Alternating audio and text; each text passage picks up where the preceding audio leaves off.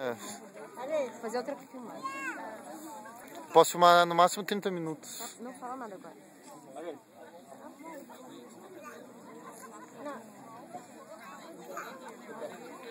Where is the geyser?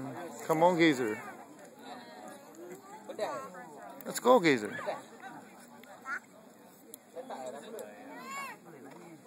Será que ele vai broxar? Para de falar besteira, eu vou fazer outro vídeo. Não fala merda, eu vou mostrar pra todo mundo esse vídeo. Meu irmão vai escutar.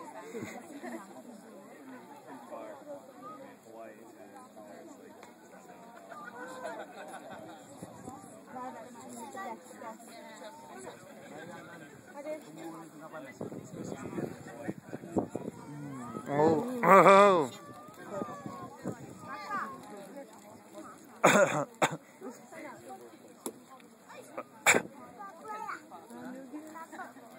Que medo. Tô com muito medo, sério. Morning folks, welcome to Waitomo Thermal Wonderland. Just before we get started, a couple of health and safety issues, mainly for those of you that are going into the park after the eruption here. Please be very aware that you are in an active volcanic area, and for your own safety it's important to follow the tracks and stay on them and follow that signage as well while you're in the park. Also, even though it hasn't been raining, it is quite dry out there and the paths can be a bit slippery, so watch your footwear. And it's not a silly idea, even on a cloudy day, to take a bit of sunscreen and some water. Okay? Water. Right, geysers. In the 1800s, it was estimated there was something like 130 active geysers in this region alone.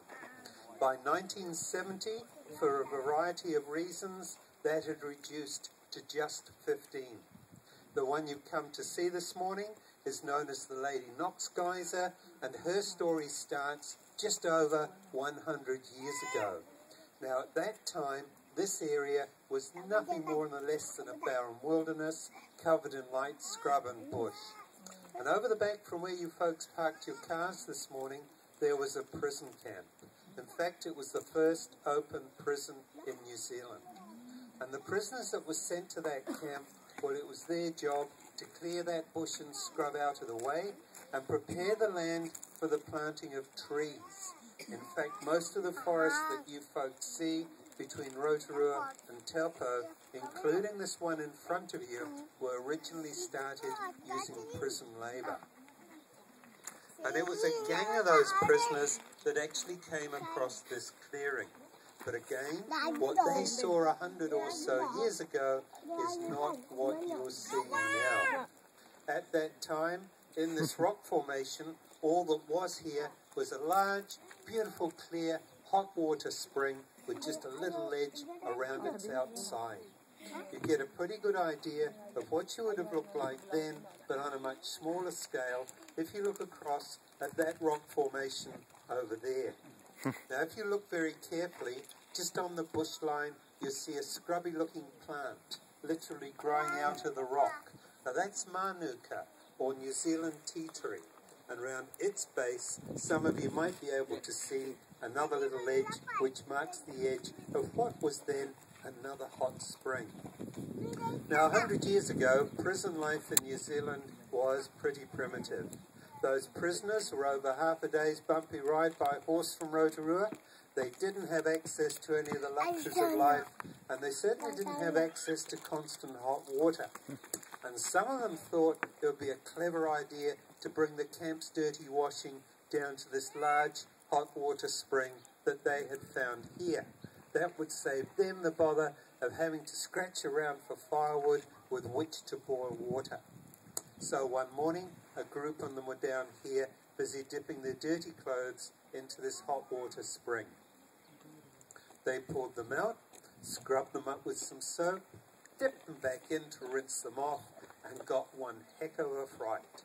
What actually happened was this hot spring erupted. Their washing disappeared that way, and they disappeared that way. And we now know that what that soap did was to set off a chain reaction.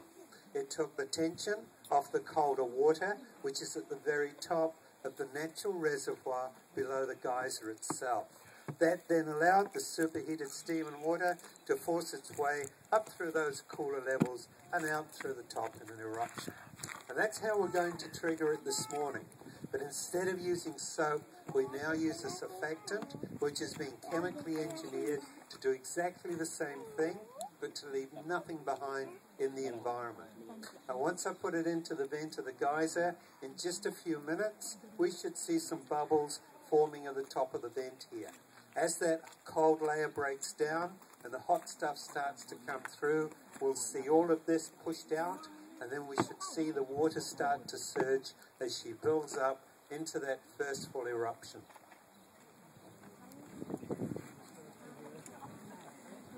No, Rama, no.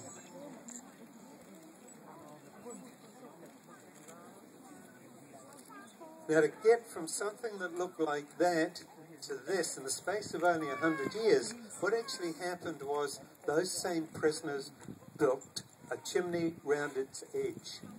And for that, they tried to do that for their own entertainment. Because in those days, they didn't have TVs, videos, or any of that sort of gear. By making that chimney, it forced the water into a narrower opening.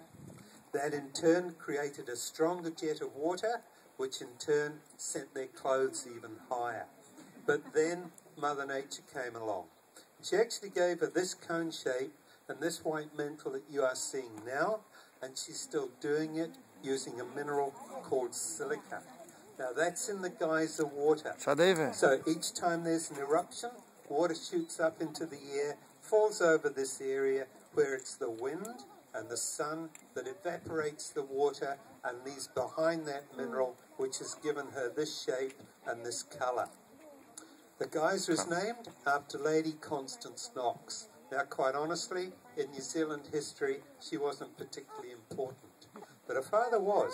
He was a gentleman called Lord Ranfurly and was the 15th Governor-General of New Zealand.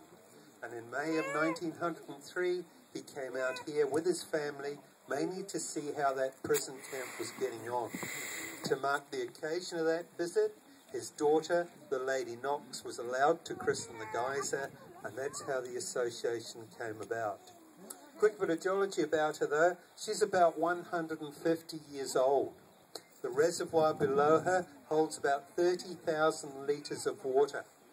She can play for up to an hour, and she can hit heights of between 10 and 20 metres. But how high she goes and how long she stays there for is totally dependent on the amount of water in that reservoir below her. So we strongly suggest you take your photos as she builds up into this first full eruption, because there's no guarantee she's going to hit that height again in her cycle. And just quickly, you can now find geysers in 3 main areas in the world. The largest cluster is in Yellowstone National Park in the United States. Big grouping at a place called Kamchatka in Russia, and a further cluster in Iceland. And it's actually Iceland that gives us the word geyser. And in English, it simply means to gush forth. Now down here, we do not call these geysers, okay? A geyser to us is a 2-legged elderly gentleman, not one of these. Take plenty of photos and enjoy your day. Thank you. Bye. Bye. Chato.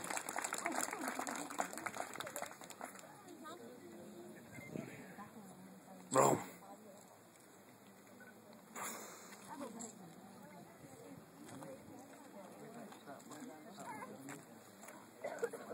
Será que a criancinha sabe?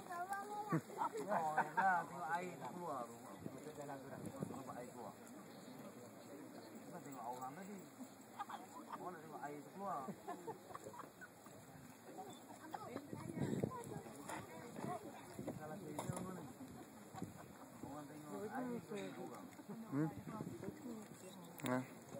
9 mil.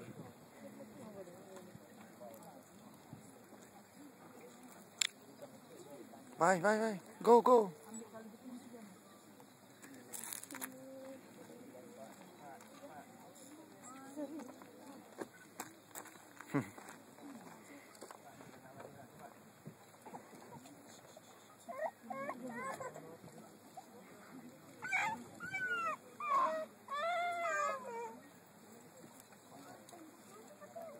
Milk.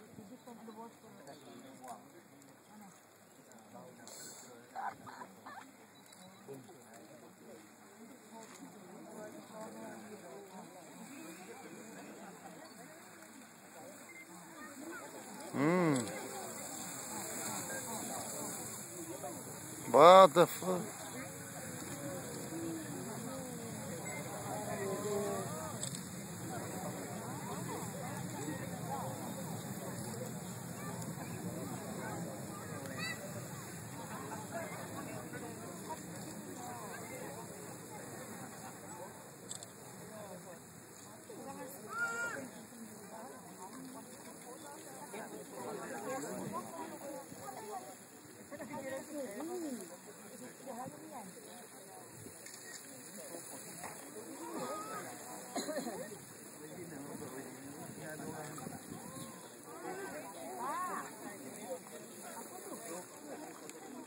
Death.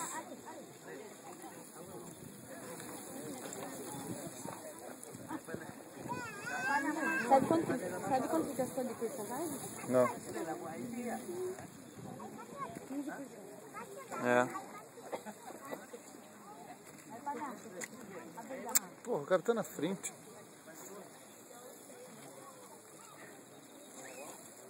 Sabe quanto gastou do meu? Não. 30 minutos. Só tem 80 minutos agora. Por dia inteiro. Vamos vazar. Vazare? Ficou normal. Vamos.